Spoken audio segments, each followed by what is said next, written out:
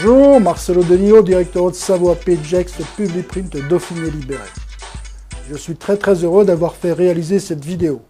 Elle vous montre la 9e édition du Salon des Transfrontaliers, que notre groupe de presse organise depuis le début avec le groupement des frontaliers, son président Michel Chara et l'ensemble de son équipe. C'est aujourd'hui un salon mature qui répond avec précision aux besoins des frontaliers. L'offre du salon est confortée par un ensemble de conférences qui apportent crédibilité et des informations objectives. Je vous laisse découvrir maintenant quelques-uns des acteurs du salon. Offre, qualité, application sont les 3 notions, entre autres, qui ressortent du salon et qui sont partagées par le visitorat. Nous vous attendons en 2013 pour la 10e édition et les 50 ans du groupement transfrontalier européen. Le but de ce salon au départ était quelque part de créer un réseau transfrontalier et qu'entre partenaires français et suisses, prestataires français et suisses, on échange, qu'on se connaisse et c'est parfois plus facile de régler les situations par la suite. Il faut quand même rappeler qu'au niveau transfrontalier, la masse salariale à Genève est de l'ordre de 7 milliards de francs suisses par an, ce qui n'est pas rien. Donc il y a des retombées induites sur nos départements en matière de main-d'œuvre, en matière d'emploi, bien entendu en matière de dynamique des entreprises haut-savoyardes et de l'Ain, mais aussi de tous les départements frontaliers. Sur l'ensemble de la Suisse, je pense que la masse salariale des transfrontaliers qui habitent la France est de l'ordre de 16 milliards.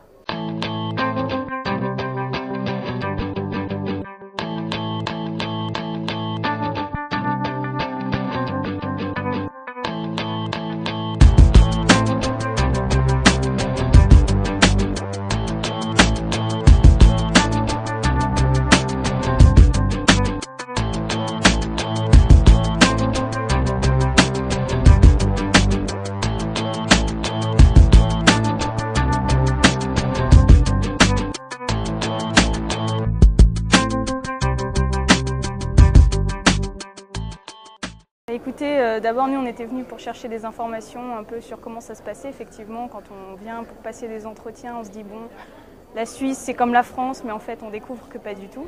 Un employé de commerce en Suisse, c'est un secrétaire. Alors s'il y a des gens ici qui cherchent un poste de secrétaire, avez-vous regardé les offres d'employés de commerce? Je suis pas sûre. Et la deuxième chose, c'est qu'il faut absolument que vous renseigniez sur les salaires avant de commencer à travailler en Suisse. Si vous avez déjà regardé les offres d'emploi en Suisse, c'est très rare de voir une proposition de salaire. Bon, effectivement, la Suisse c'est un pays étranger, donc on savait qu'il fallait postuler d'une manière différente, mais je pense qu'entendre les choses c'est quand même plus intéressant que de les deviner, parce que finalement ça permet de poser des bases et d'être vraiment plus efficace après sur notre recherche. Je ne sais pas si c'est partagé ou pas, mais ça m'a donné des bonnes bases pour chercher un travail après en Suisse.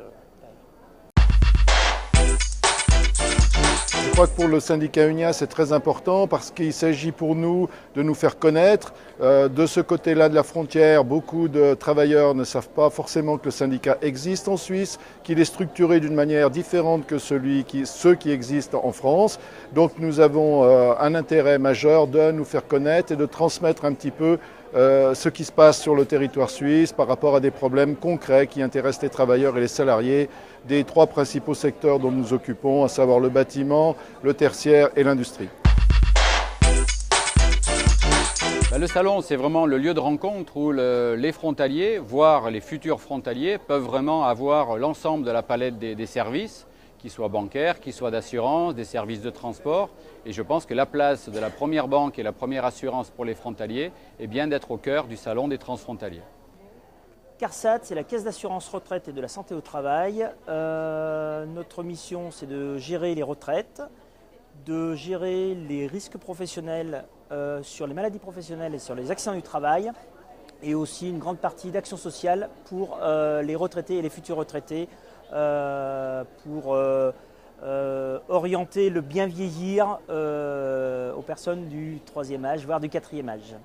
C'est plus qu'un fait marquant, en fait. Transferis, c'est déjà une société transfrontalière, parce que c'est une société fille de la SNCF, donc société française, et des CFF, société suisse. Et c'est toujours utile d'être là, parce que c'est plus que Internet ou lire des journaux, c'est vraiment être au contact des futurs clients et usagers de ce futur RER qui va, dans 6 ans, on l'espère, changer la mobilité au sein de Genève et au sein de la région franco-val de Genevoise.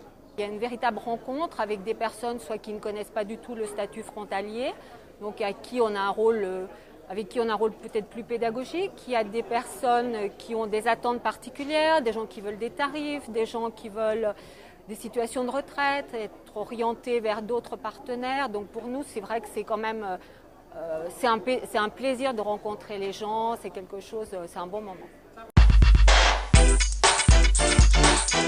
Alors nous, on a été très intéressés par les conférences qui ont été données parce que justement, il y a eu beaucoup de réponses très concrètes. Comment faire fiscalement au niveau des permis de travail, comment ça se passe avec la France puisque finalement, c'est une situation assez nouvelle à gérer.